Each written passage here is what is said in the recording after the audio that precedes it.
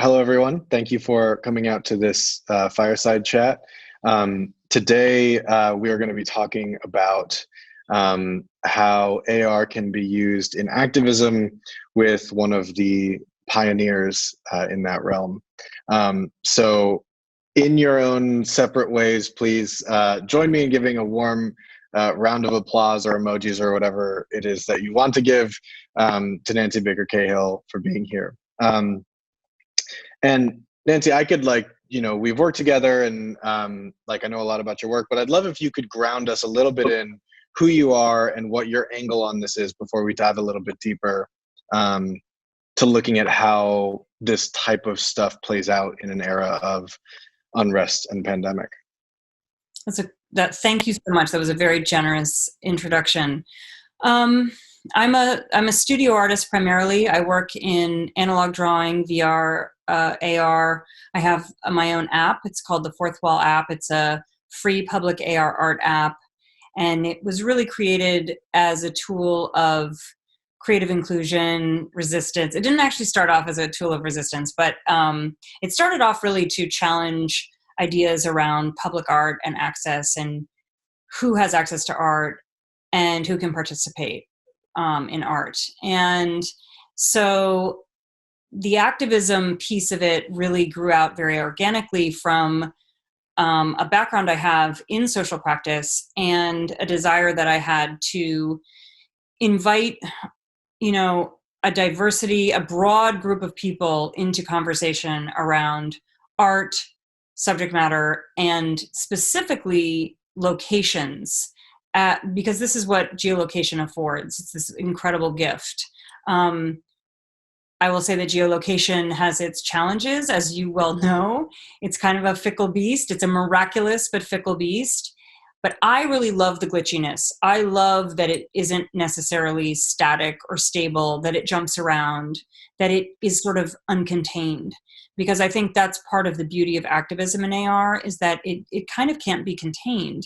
And so conceptually, I just think it's sort of a beautiful marriage of idea and medium. And it just, I don't know, it works for me. The sort of there not there-ness of it, and being able to be nimble, being able to respond in real time to moments or issues that feel really urgent, and by extension, even not in the moment, but more broadly speaking, more historically, it's such fertile territory, really. Yeah, I wanted to pick up. I mean, you mentioned GPS being a little jumpy, and I'm not sure that everybody is sort of grounded in sort of that. So, basically, GPS data obviously is as you're saying, a miracle, but we're talking about really, really narrow margins to remain kind of locked in place. But that's actually less important when you start thinking about what augmented reality art that's geolocated, that's locked in a particular place, the way a piece of public art is. And I know you've talked in the past about this function of AR art to sort of basically embed these stories that have been hidden. So I'd love if you could kind of pull back the curtain a little bit on that, what you've seen across sort of the different site-specific AR activations that you've put on. I'm so excited to talk about that. Yeah, I have three things to say to that. The first one is, back in the day when I was really concerned with this space, the virtual space being policed or somehow controlled or monetized, I spoke to a brilliant lawyer at Stanford, and Tishan Sasubre, and asked her about this, and she said, you have to be very careful when you talk about site activation and think of it more as idea activation. Bring it into that space, because that's a shared cultural thought space. And that really resonated with me. I thought that's very, very smart, because no one owns that cultural thought space the way they might, own a public space or something, and certainly private space. But I don't really deal a lot with private space. The other thing I was going to say to your point is that there's something sort of magical that happens, and I have spoken to this in the past, which is that when you use geolocation and when you do pair an artwork with a location that has historic resonance or importance. Obviously you can't see it with the naked eye, but you experience it through the vector you're using, whether it's the tablet or a smartphone. And there's a whole series of access questions around that, which we can get to. But it sort of lives in that space. It lives in that in-between space. And the word liminal is so hackneyed and overused, but the truth is it does live there. And what's magical is like repeat visits to a site, even without a phone or a device or in the car, like wherever you are, and knowing that that piece is there and having that idea activated, having that memory activated, having those feelings activated. And, to your point about history and sort of, and storytelling, one of the things that was really magical about the thing we co-curated in New Orleans, to me, about this exhibition, this was an exhibition I think we launched in October of last year, 30 artworks, 24 artists, just this incredible experience for everybody. And it dealt specifically with contested sites. What it allowed for was for the extraordinary artists who participated in this to tell untold stories, to say, I'm making a piece about slavery and slave pens, and it's a shout out to what's happening in the Southwest, and I'm going to put it in the site of the original slave pens in New Orleans. And very few people know where that site is. So it sort of told this untold story. It activated that site in this very powerful way. The same is true for everything we did in the Lower Ninth Ward. Entire communities, entire institutions that had been decimated obviously by Katrina, but also by gentrification and by the forces of white supremacy that really kept them from flourishing. And being able to kind of situate those memories, being able to situate that as history and say, no, to reclaim that space, for the artist to reclaim that space and say, this matters to us, this matters to our community. That felt like a gift. It felt like a privilege to allow for that on the platform. Yeah, it was an exceptional experience for me as well, to see how people gathered around these different pieces. And I know one thing that you've talked about with Desert X is that you were struck by, we'll sort of get to what we do in a COVID era. That conversation will be next. But before that, thinking about what you talked about, where people would gather together to experience AR art, and the way that that was something that you were encountering sort of anew, even as somebody who had put on a number of AR exhibitions and shared your work in VR. What is the power of AR to bring people together in real life? Well, I mean, first of all, there's just the kind of magic element. I remember when I first talked about it with a journalist, I was just trying to describe the Desert X experience. And she was like, so why can't I just see it in front of me? And I was like, because that would be magic. That is literally not, but if you figure it out, let me know.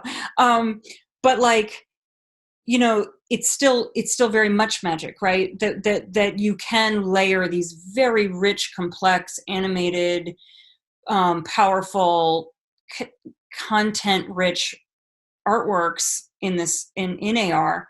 But the big surprise about Desert X gets back to this issue of access, which I alluded to earlier. Not everybody has an iPhone or an Android that has AR capability, and inevitably someone would show up, people would show up at the site, and someone would have either forgotten to download it, didn't have the right phone, blah, blah, blah. And what would happen is these very impromptu gatherings and clusters of strangers would occur, and they would start talking about the work and what it meant. And then they would share their experiences. Could you take a picture of this? Could you record this? Send it to me here. And it became this just as ephemeral as the medium itself, as fleeting and ephemeral as the medium itself. There was this exchange between people. And to me, that was the really unintended consequence, the inversion of what we expect of tech. And it was pretty incredible. That's amazing. So, I have a little bit of behind the scenes knowledge, so I don't want to step anywhere that I shouldn't. how much of the several different sort of initiatives you have coming can you share about on this subject? Well, as you also know, I'm a little bit obsessed with surveillance.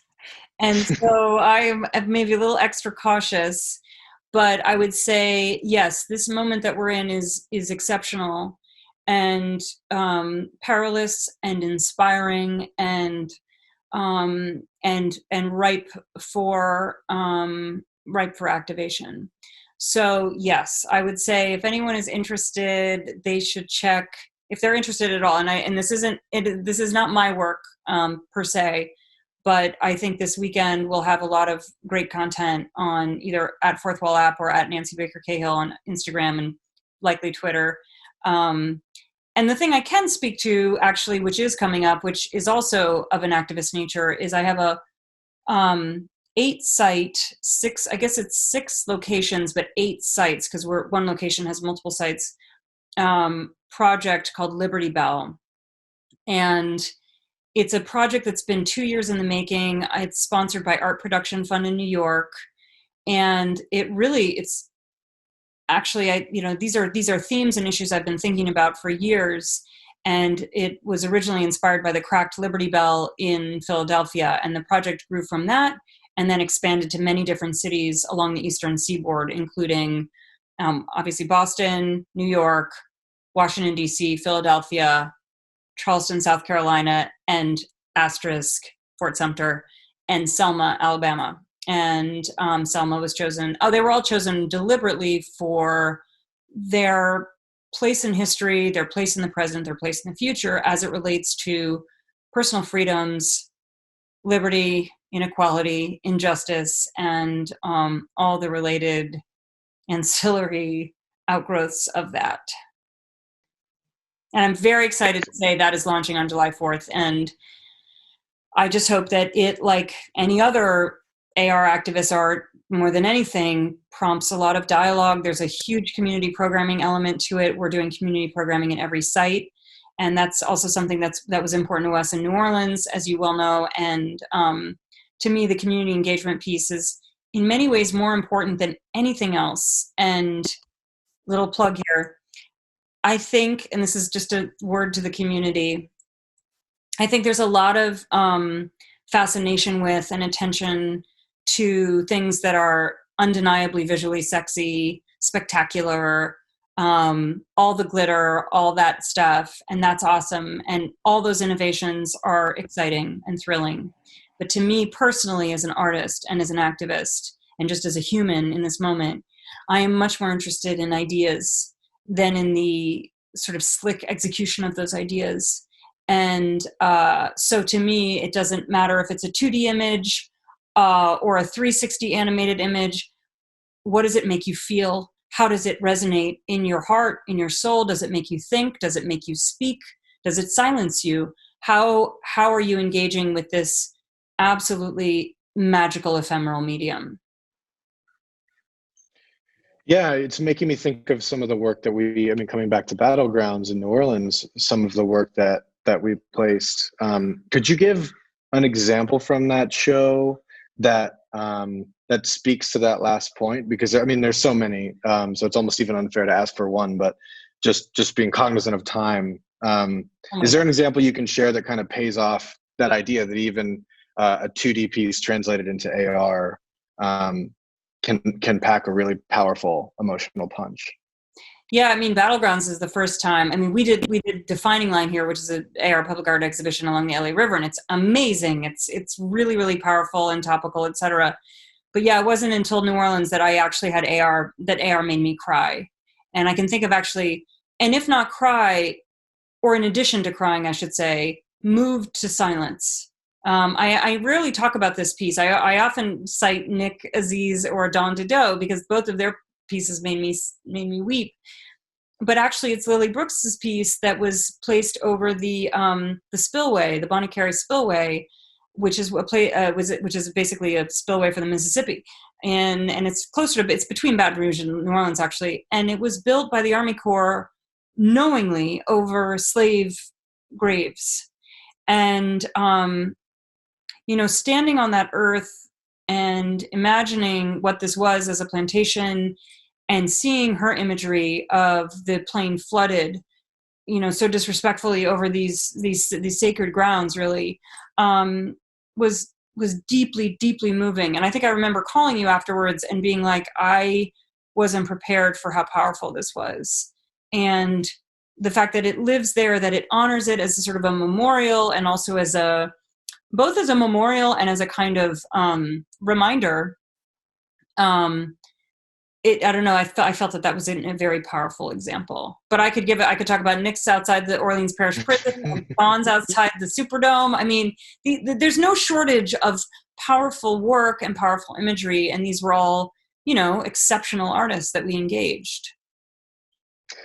So everyone go to the Battlegrounds tab on Fourth Wall.